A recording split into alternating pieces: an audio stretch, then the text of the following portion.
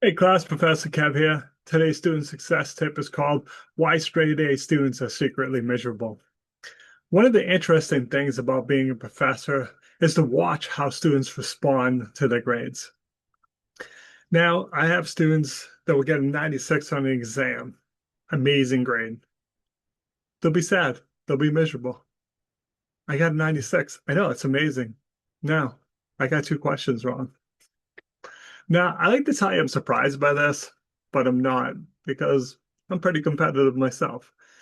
No matter what I say, I can't make them happy. I'm like, it's an amazing grade. But Kev, what if I get like a 90 next time? I might lose my A. Class, got to be honest. You may not get an A in every class. As you're going through the program, the classes start to get harder. You may get an A minus, B plus, B. You have to learn to accept it. And I see this all the time, I'm so sad. I'm angry because I got a 96. That's an A all day long.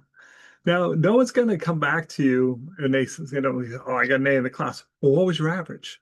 Did you have a 93? Did you just scrape by? Did you have a 100? Doesn't make a difference in the world. I can't emphasize this enough, and I need to take my own advice on this. I have a tendency to be competitive, a little bit of perfectionist sometimes, and no one's perfect. Yesterday, I was doing a YouTube video like this one, and my description, I use AI to help me on my descriptions. I actually posted, copy and paste this into the description. That was the first line in the video. Awesome job, Kev. I saw that like, because it's cost me views. Then I'm angry about it for the rest of the day. Let's be honest. Does it make a difference? Not really. I mean, I'm not going to think about it, 2 days from now. Well, maybe 2 days, but not a week from now. And that's what I see happen. You focus so much on that 96 instead of saying, you know what? I worked hard. I got a great grade. I should be proud of myself. And that's really where we have to go on this. Again, if it's a lower grade, look at it. Hey, how did it happen and why? Did you not put in the time? Did you miss class? Did you not have the notes? Lots of reasons. But please lighten up on yourself. You get a 96, that is amazing.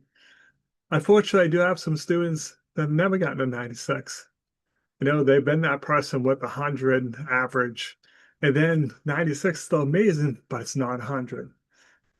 And I'm competitive too. I do that. Well, this happened, but it could have been better. I could have did this.